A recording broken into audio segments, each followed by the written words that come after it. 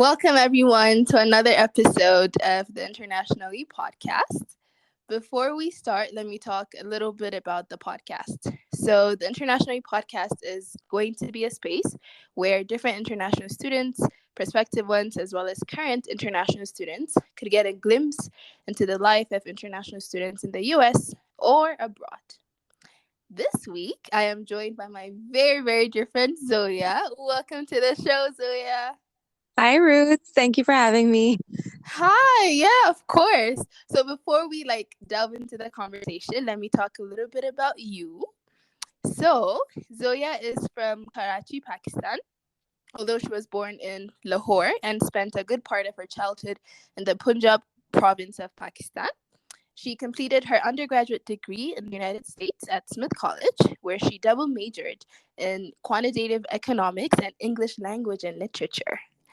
Currently, she's based right outside of Washington, D.C., where she works at an economic consulting firm. Would you like to add more to your bio? I think that's as much as I've accomplished so far. So yes, that covers it. Okay, great. All right. So, as the topic of our episode is dealing with identity, what is the first thing that comes to your mind when you hear the word identity? I think I really only thought of my identity after I came to the US and after I started Mm-hmm. studying at Smith. And it might have something to do with the fact that for those who are familiar with Smith's landscape, it places a lot of importance on self-discovery and self-identification, and it often leans on, certain ways to define your identity. So there's a lot of, okay, where are you from? Okay, what social class are you from? Okay, what ethnicity are you? What languages do you speak? So when, and part of that is just there's a language for social discourse at Smith, but part of that is also you're just an international for the first time in a new place. And Right. so when you crash land at Smith, they have this thing called a international student pre-orientation. And so Mm-hmm. literally your first label at, when you land in the new environment is, hi, I'm Zoya, I'm from Pakistan. And you've never had to say that before because Yeah. I had never been, I had very, very brief experiences traveling outside Pakistan before I came to Smith. So I Mm-hmm. never had to tell people, oh, I'm Pakistani because I just lived in Pakistan all my life. Um, Right. so I think my first instance of what is my identity is, oh, I'm Pakistani. Uh, Right.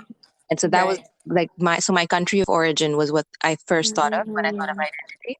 And then after mm, that, you start making it a little bit more of a nuanced conversation where your religion comes into play, your ethnicity comes into play. Okay, what language do you speak? Okay, where in mm, Karachi did you live if you meet other mm, Pakistanis in the US? Um, mm. and so that conversation, I think, over the years gets more and more nuanced with yourself. Um, Right. Right. and so yeah, that's what Yeah. identities Yeah. with. Yeah. Thank you. Thank you so much for sharing that with me. And I relate to everything that you said because obviously we went to the same college and we had to go through the orientation together, and even though I was like a year older than you, but Yeah. the same apply to different international students. But for me personally, when I think of the word identity, if I did not go to school in the US, I don't think I would really contemplate about the word identity or had to Hmm. identify myself as, Yeah. someone who's something if I didn't move. Yes. And so Yeah. part of that is, so for me, I moved to the US when I was 15. So I went to 2 years of high school in the US and then went to Smith. So high school was like the first time I had to explain to people, oh, hi, my name is Ruth, I'm from Right. Ethiopia. And so that was very, jarring for me, like, because I never had to identify my place of origin as something that was part of my identity because I grew up Yeah. here. Yeah. Everyone looked like me, like being Ethiopian was a given, like it was Yeah. never questioned. Exactly. Yeah. So, having to move to a different place, a different city, and then you're the only one from your country in that whole entire school, that Hmm. that was a very, very hard experience. But then Smith was also like, college is also a completely different experience than high Right. school. And then in college, I had to do that all over again. And Mm-hmm. so, and then, it was like, hi, my name is Ruben, I'm from Ethiopia. And then, you'd ask also the same question about other people because you're Right. interested in where they're from, hearing their stories. Right. And I also usually, I found it that when you share where you're from, some people ask you questions about Mm-hmm. your place of origin, and Sure. that's Yeah. obviously normal and Yeah. expected. But then sometimes you get questions that are a bit ignorant. And then sometimes maybe, although there are some people who are very genuine, like to know about your culture Mm-hmm. and identity. And so I wanted to talk about, like, how was that, like, transitioning from a place that you were so used to, a place that you Mm-hmm. call home, and then you move to the US for school, Mm-hmm. and then now you're given this identity. You're from Pakistan, like Mm-hmm. that's your identity. How was that transition for you? I think it was a really interesting experience. And when I think about when I used to swap stories with my friends who were also international about what it was like in the early Mm-hmm. months of being at Smith, Right. my experience at the US was strange because I had grown up in Pakistan with so much American pop culture. Like Right. our radio used to play Yeah. Billboard Hot Hundreds, right? So it was Wow. very Yeah. strange to come to the US and be so intimately familiar with America, Mm-hmm. and they don't know a thing about you, and that's just the norm because America Right. is so huge. Like they just have a very, like in all spheres of like the global discourse, right? Like they Mm-hmm. have a footprint there. And Right. so Right. if you are outside the US, Mm-hmm. it is sometimes it's almost like self destructive not to know what the US is doing, right?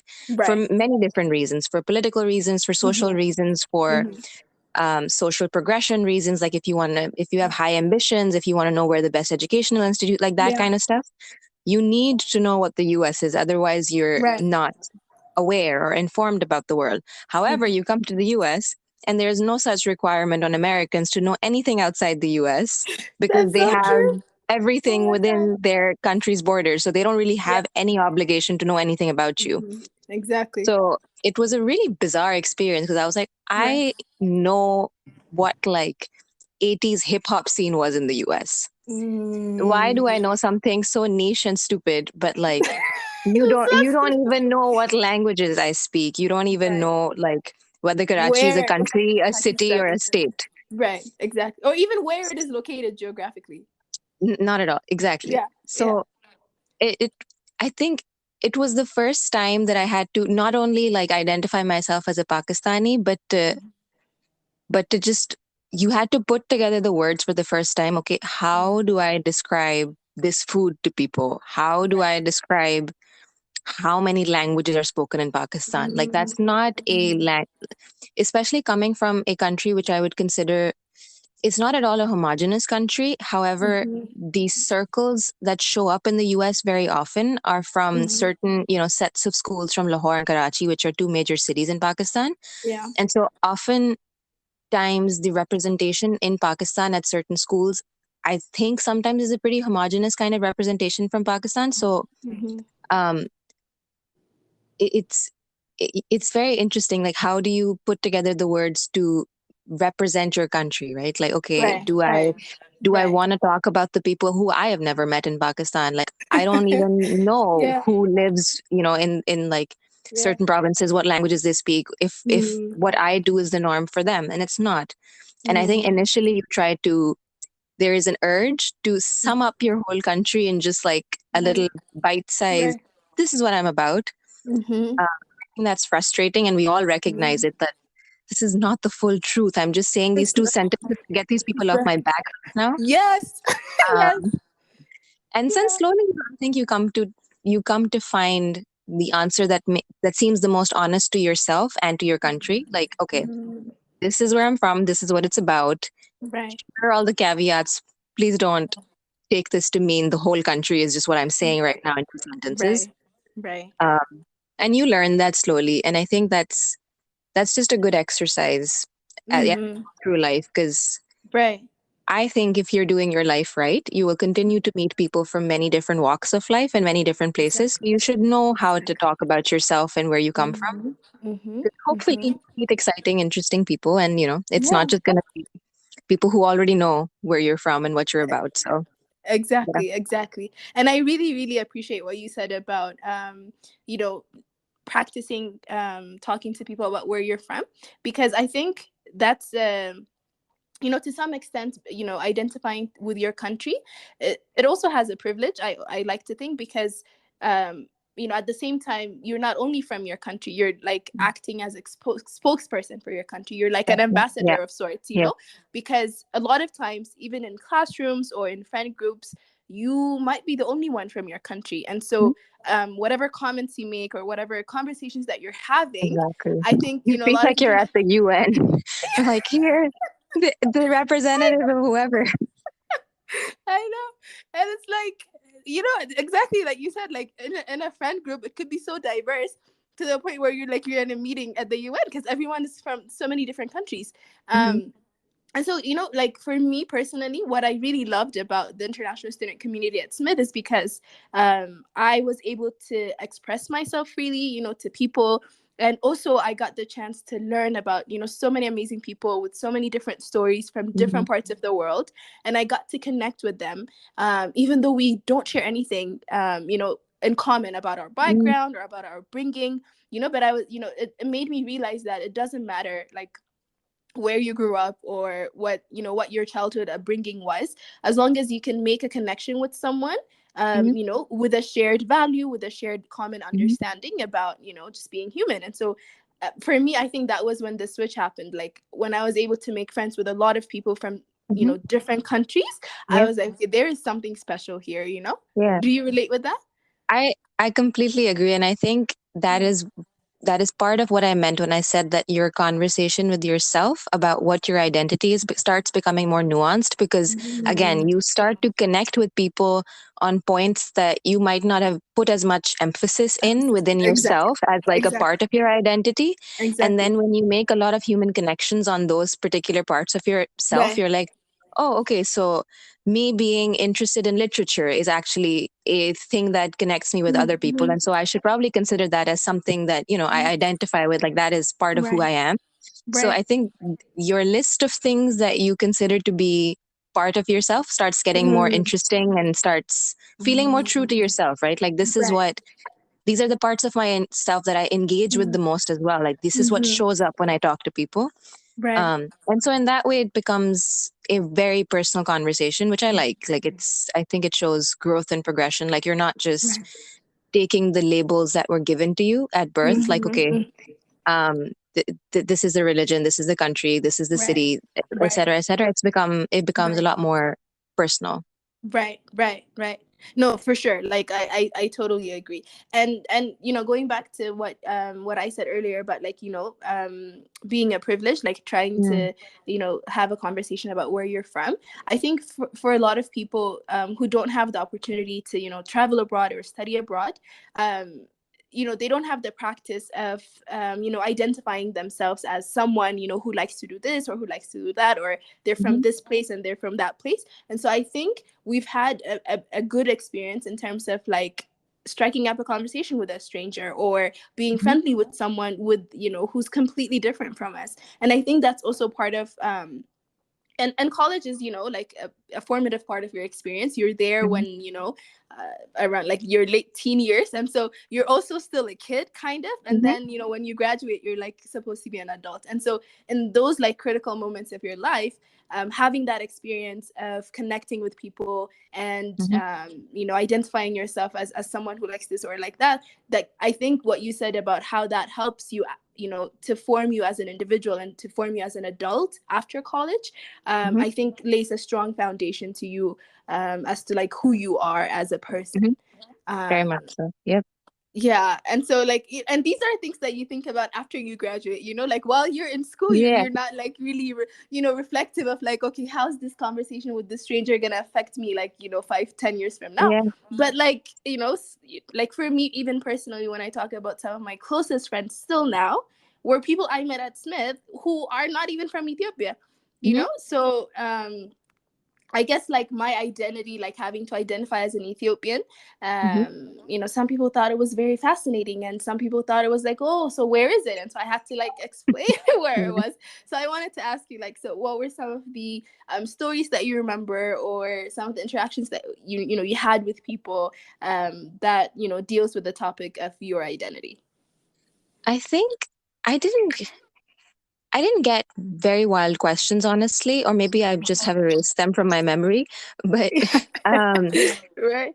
I think people at Smith were generally super careful about asking the right and the wrong questions. So I Mm-hmm. probably did not get very wild questions. I'm sure there are Pakistanis out there who Right. get, oh my Right. goodness, kind of questions. Yeah. But I think Yeah. probably the wildest things I had to experience were more not questions, but there was a lot of lumping together of Pakistan with like other South Asian nations, specifically India, usually. Right. So the assumption that like is the food the same, is the language the same, if I were ever talking to Indian friends in the same language, because Hindi and Urdu verbally for the most part sound the same. Mm-hmm. And so Mm-hmm. I would speak to them, people would just assume, oh, you're just from India or you're speaking Hindi. And like it Right. would often be like on me, I guess, like, do I want to Mm. step in and correct, like, actually it's not the same language, or actually we're not from Right. the same place? Right. And I Right. think I did. I like was Yeah. very reactive initially, where I was like, I'm not from India, it's like a different country. um Right. so, Right. but I think they just stopped mattering to me at some point Mm. because, Mm-hmm.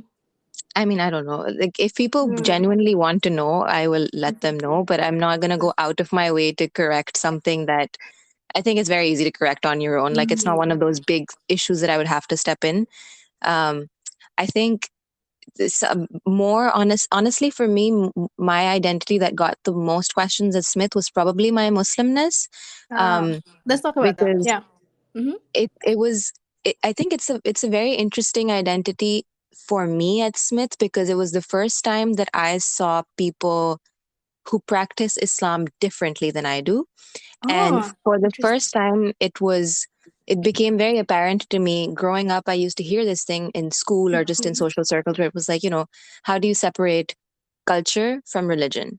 And I was Mm. like, okay, maybe that just means that there are certain things that are not like, said for us to do or not to do in the Mm. religion, but the culture imposes that upon us. But you don't really Yeah. know what that means until I came to the US and I saw that the Mm. cultural practice of Islam differs Mm-hmm. very much. So when I look at friends from Africa, or when I look from friends from like who have grown up in the US, who have immigrant parents, Mm-hmm. and those who don't have immigrant parents, who just have, Mm. Americans who have lived here for generations and are Muslims. Right. And the things that they value, like certain Mm. things, like, okay, it is very important for us to go to the Mm. mosque and pray, Right. versus, oh, it's okay for me to pray in my dorm, it's not that important for me to go to Mm. Jummah at like Right.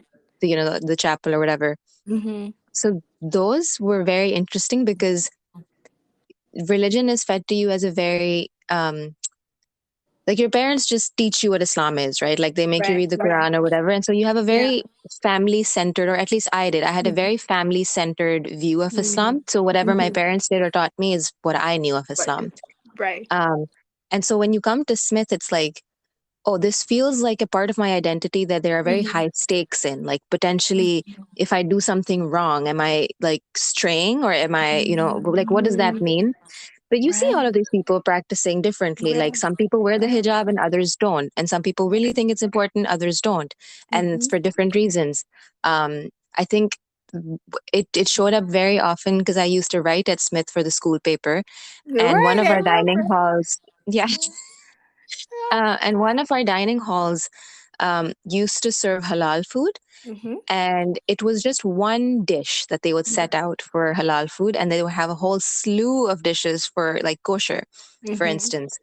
And so I Mm-hmm. remember very early on in my Smith career feeling very like, this is something that I can stand behind. Like, I think this is a cause that relates to my identity, and I Mm-hmm. should definitely help the people who are trying to make the halal options more expanded at Smith. Mm-hmm. Um, and so it was one of those early moments where, like, my identity was part of something that was driving me to do something at Smith. Um, Mm-hmm.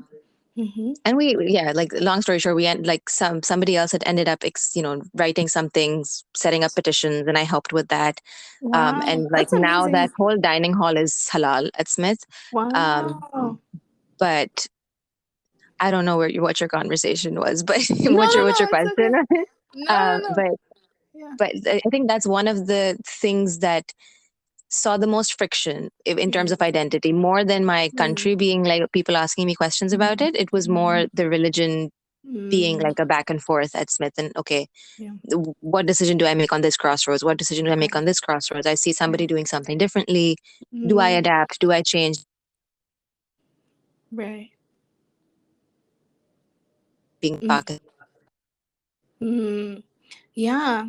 I mean, thank you so much for sharing that, because um like what you said about, culture and religion being part of your identity. Like, I think that's a very, very strong notion to even like grapple with, because when you're going through it, you don't really think about it, right? Because Mm, you know for you, like, coming from Pakistan was one identity, and then, being Muslim was the other identity. mhm, And as you said, like, the difference that you saw and how, you grew up, and then how people were practicing it at Smith, and the different friendships that you made. I'm sure, like, that broadened your understanding, and made you mm, open-minded. And even for me personally, so, like, I'm from Ethiopia, so that's part of one of my identities.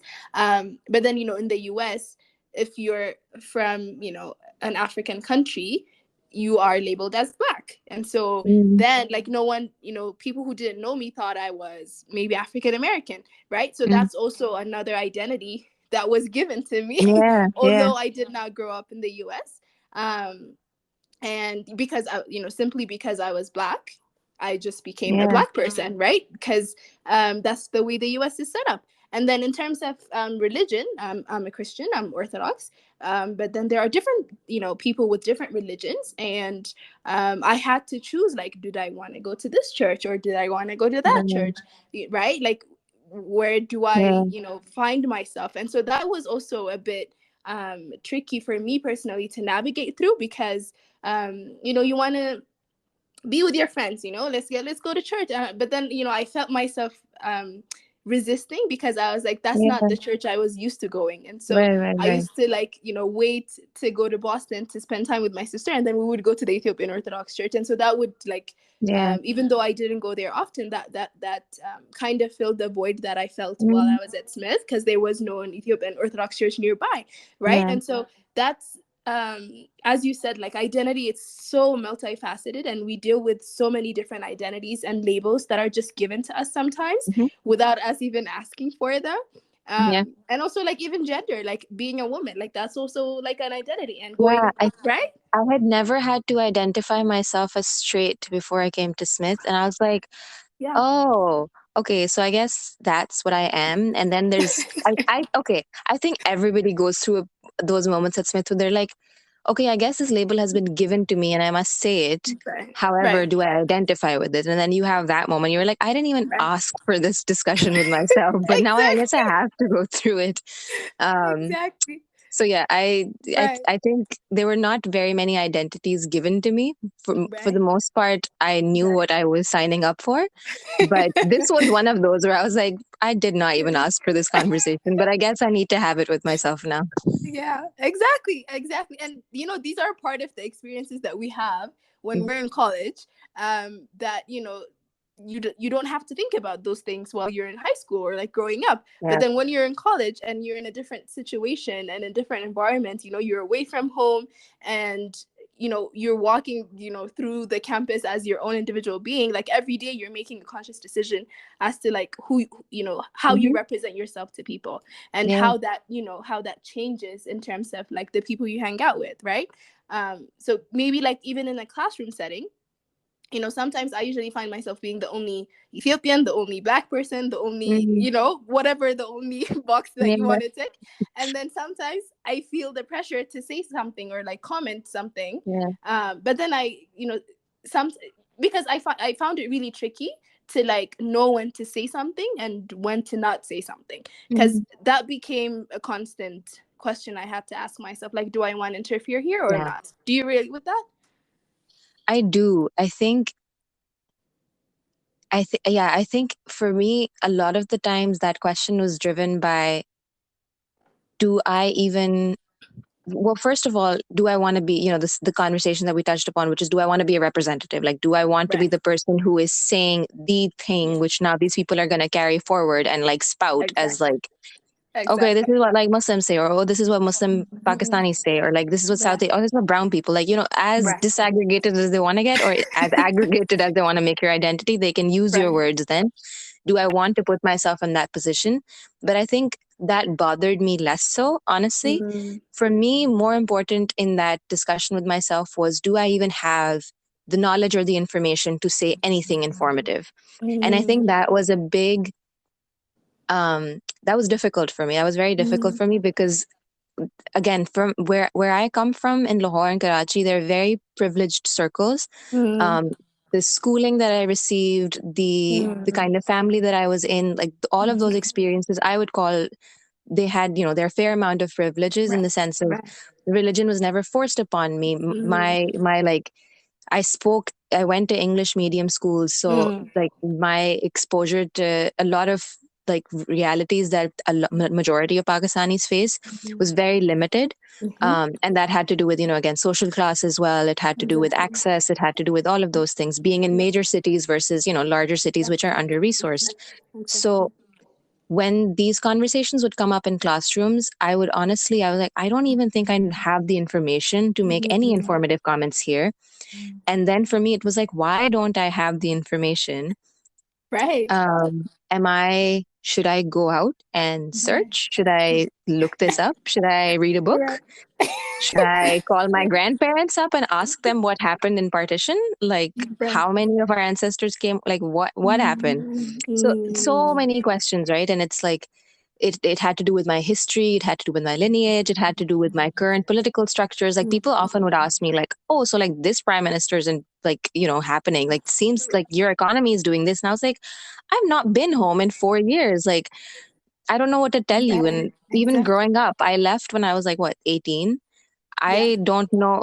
Okay, a lot of people, I will give them this credit. They're very, very politically minded, as Mm-hmm. and very active in youth movements in Pakistan. But I just was not.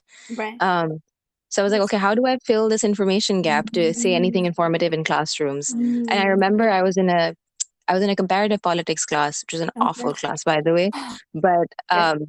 it was one of those classrooms where there was one representative from every little identity. Like, there was a person who identified as queer, there was a person who identified as a person from some African nation. Like, it was Yeah. literally just, there was one person One person, who one was from country. like some African nation, and they were representing all of Africa.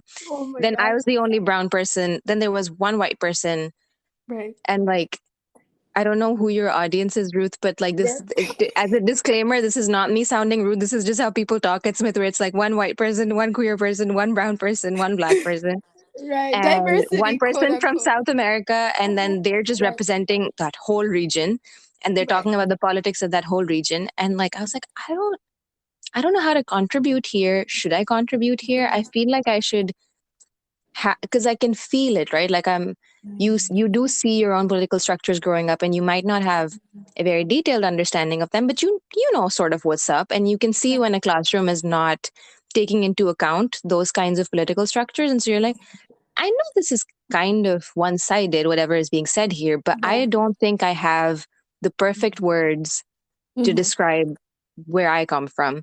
Mm-hmm. um and so I think, for me at least, I put a lot of pressure on myself to like, I Yeah. can't say anything because I don't have the perfect words. I can't say anything because I don't have the perfect knowledge. um and so that was something that I had to think a lot about, where it's like, okay, how much honestly does my personal narrative matter, and Mm-hmm. how much does, these are certain facts that are documented in history, and that's what you need to say, like, how does that matter? So Right. um Right. I had to think about that a lot. I still think about that a lot, even nowadays. Um, Mm-hmm. but yeah, I think that was a big thing for me.